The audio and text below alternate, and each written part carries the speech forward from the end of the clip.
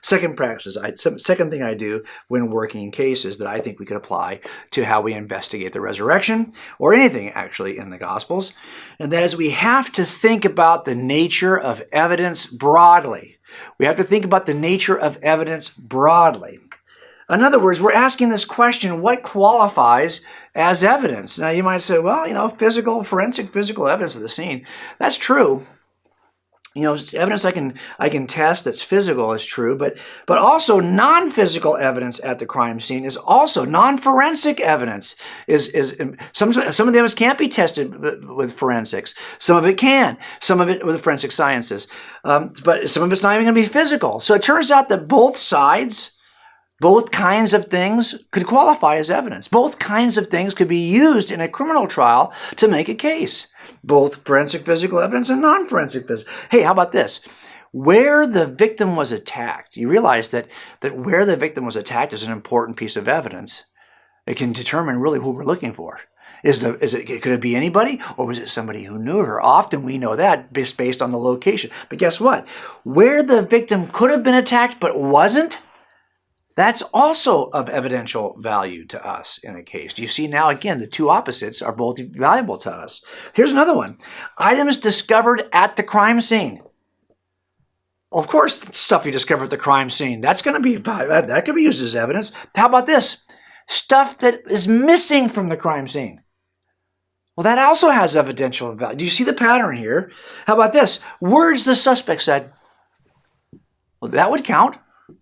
How about words the suspect could have said but didn't? Yeah, that also counts. How about this? Something the suspect did. Well, yeah, of course that would count. How about this? Something the suspect could have done but decided not to do, or for whatever reason didn't do. Well, yep, that would also. Do you see what's happening here? So it turns out that with categories, the scope of what could be used evidentially to make a case is much broader than you think. Everything and anything has the potential to be used to build an evidential case in criminal trials. This is true. Same is true, though, when we're making a case for Christianity. Well, we have some internal textual evidence from Scripture. Well, of course we could use that to make a case, but we could also use external non-textual evidence. Well, how about this? Where did the event occur as recorded in Scripture? Well, that's going to be important to us, but where the event could have occurred but didn't, that's also going to be important. Well, how about this? The stuff that was described, right, by the author, whatever the gospel author is, of course, that's got evidential importance, but the stuff he left out, that's also of evidential importance to us. How about this? He describes that certain words were said by one person in the account, either Jesus or somebody else. Well, the words that person said, that's going to count. But it turns out the words they failed to say will also be important to our investigation. Whatever they did is important. Whatever they failed to do. Do you see what's happening here? It turns out, you used to think, well, what's on that page, that's what's not on the page also counts. And we have to kind of look at this differently. I often am more concerned about I always say it this way to my daughters: be careful what you say, because I'm going to hold everything against you. And they hate that, of course. But the point is, it's broader than you think. And I want us to keep that open, broad funnel of evidence in mind as we begin to examine the case for the resurrection.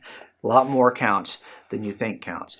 Everything has the potential to be part of an evidential case. Now, just before we go to the next principle, I just want to answer an objection I hear a lot that just drives me nuts. So here's the objection. It's something like this. You'll hear this said in the past. Extraordinary claims require extraordinary evidence.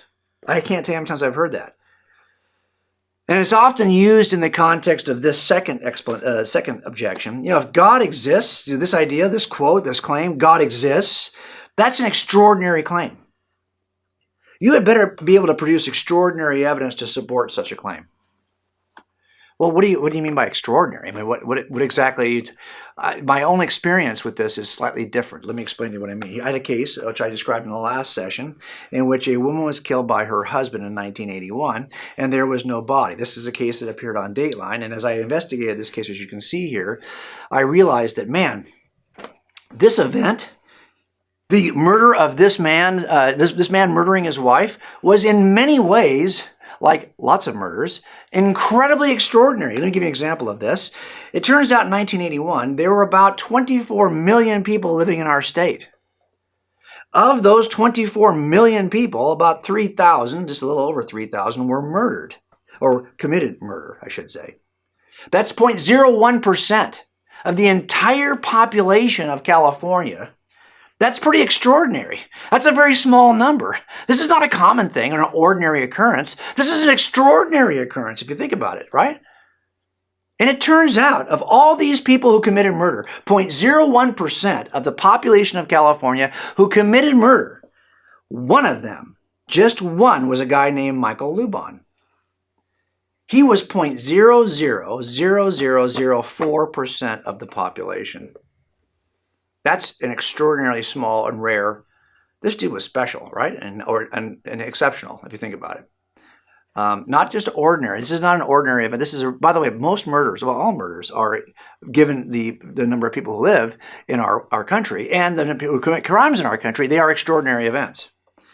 But this is even more extraordinary event because, as I told you in the last session, we didn't work this as a homicide for 6 years after it was reported as a missing person. We had a missing person report, nothing else. 6 years later, someone decides, well, she never came back. That doesn't happen. I mean, you tell me that she never came back. She left 2 small children. She never once called. She never. This is a murder investigation. We're like working it as a murder now, but now we're 6 years behind the curve. So, in addition to this being very rare in terms of the number of people who are living in California, this is even rarer in terms of murders because we had no physical evidence and we had no body. And as you can see here, we had no crime scene. And we had no one's cooperation. That's right. He's not going to cooperate with us. His family doesn't think he's guilty. Worse yet, Carol, his wife, their family loved Mike. They didn't believe Mike was capable of doing this. They didn't want to lose both their daughter and their beloved son-in-law. They weren't cooperative either. So we have a case now that's rare to begin with, but now it's even more rare because it's a unique case. This guy had no history of violence. Most murderers we can go back and find at some point they had a history of violence. Not here. And guess what? On top of it all, this is a case in which there was no apparent motive for Mike to do this to his wife. Now that's, okay, this is a terrible case. This is why this stayed open for so many years. This is an extraordinary, unusual case. Given that any murder in California, believe it or not, as you might not think it's so, but it is so, you just saw the numbers, it's extraordinary on its own. But not only that, this case is even more extraordinary based on the nature of the case. And this is why the sister of the deceased, the sister of the victim, basically said, no, I don't believe it. I don't believe Mike did this. Basically, you're going to have to show me some extraordinary evidence in order for me to believe that. There's just no way. Now, okay, we get to trial. Here he is in trial. And I will tell you that everything has evidential use, right? We talked earlier about how to think broadly about evidence. The same was true here during his criminal trial. So we're looking at, where was Carol killed? Where wasn't Carol killed? What did Michael say afterwards? What did he fail to say when interviewed afterwards? What did Michael do? What did he fail to do? Do you see what we're doing here? The same thing I showed you in the last segment. We are using very ordinary evidence, very unexceptional evidence. It's the same way we approach everything in order to make this case. So it turns out we can solve extraordinary murders using very ordinary evidence. You don't need extraordinary evidence. We don't need some crazy test that's been devised in the last 5 years, and now we're going to bring it in with, and make it a hologram. No, we're not going to do any of that. We're going to use very ordinary evidence, the stuff I just told you about, the stuff we use in every case. Now let's take a look at this and apply this to, say, for example, the existence of God. Now, what's going to be used to make a case for the existence of God? Do I need extraordinary evidence to prove this extraordinary, unusual claim? Not really. I'm going to use all the kinds of ordinary evidence I would use. Forensic evidence, non-forensic evidence, where the phenomena occurs, where phenomena don't occur. What is discovered in the universe? What do we see about the nature of the universe? What's missing from the nature of the universe? What do the gospel authors, when it comes to Christianity in specific, what do they say? What do they fail to say? What did Jesus do? What did Jesus not do? In other words, we're going to make the case for this extraordinary claim called Christianity using very ordinary, unexceptional forms of evidence, because this is how we prove every extraordinary case, using the same approach we use to doing anything else. Now, let's just take one last thing here. Looking at the universe, okay, if we're going to suggest, and I believed this for years as an atheist, I rejected anything extranatural. If it couldn't be explained with space, time, matter, physics, and chemistry, I believe we would eventually just be patient. We will eventually explain it with those things. That's all you had. It's the only explanations that could ever exist were those that employed space, time, matter, physics, and chemistry. I was a philosophical naturalist.